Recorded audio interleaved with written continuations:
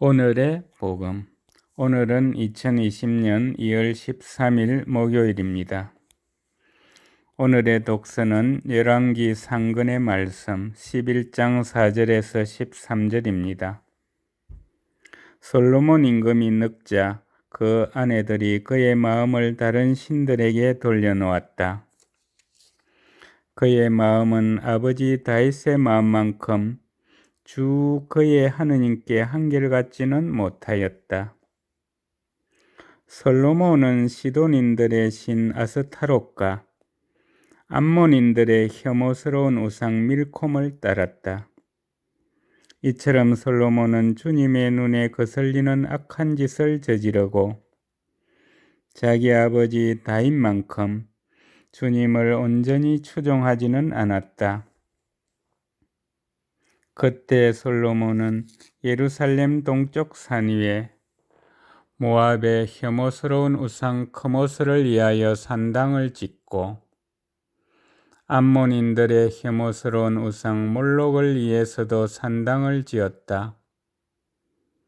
이렇게 하여 솔로몬은 자신의 모든 외국인 아내를 위하여 그들의 신들에게 향을 피우고 제물을 바쳤다.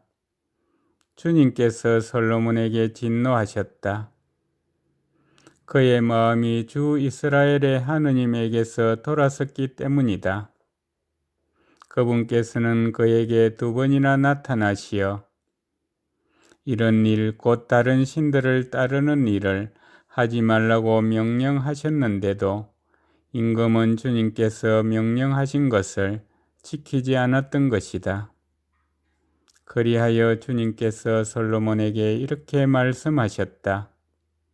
네가 이런 뜻을 품고 내 계약과 내가 너에게 명령한 규정들을 지키지 않았으니 내가 반드시 이 나라를 너에게서 떼어내어 너희 신하에게 주겠다.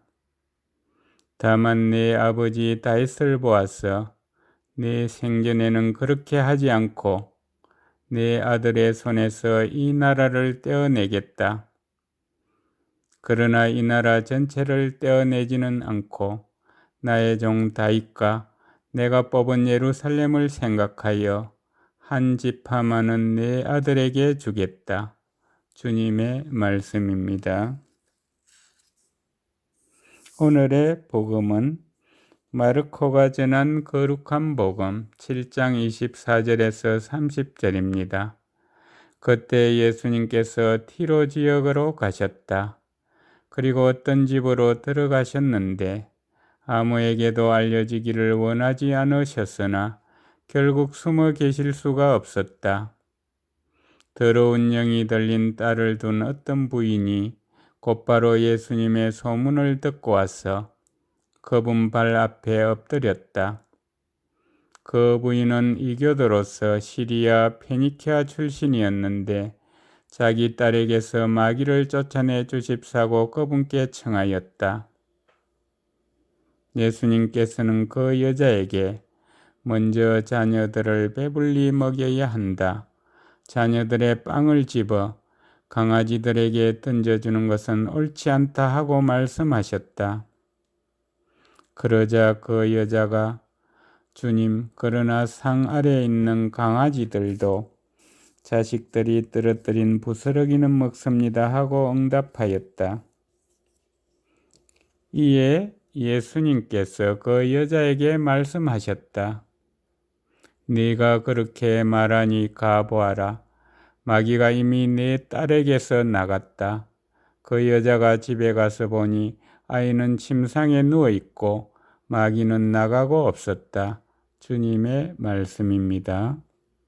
오늘의 묵상은 한재호 루카신부님께서 해주십니다.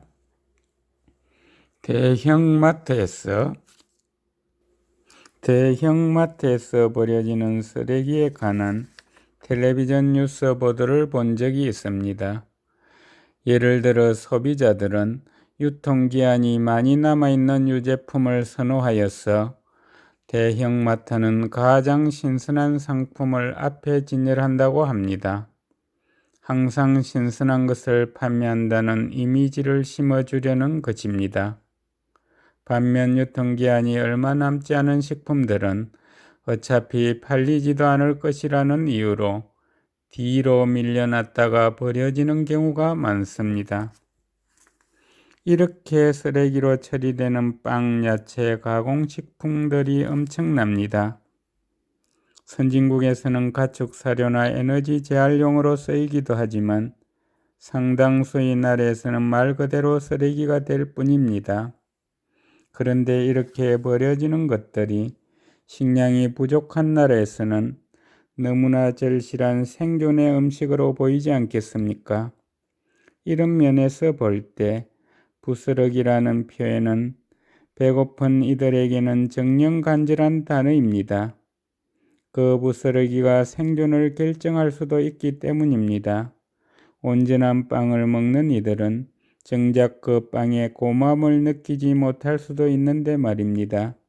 오늘 복음에서 시리아 페니키아 여인이 예수님께 청하였던 부스러기에도 이러한 간절함이 담겨 있습니다. 그리고 예수님께서는 그 마음에 응답하시어 그녀의 딸에게서 더러운 영을 쫓아내어 주십니다.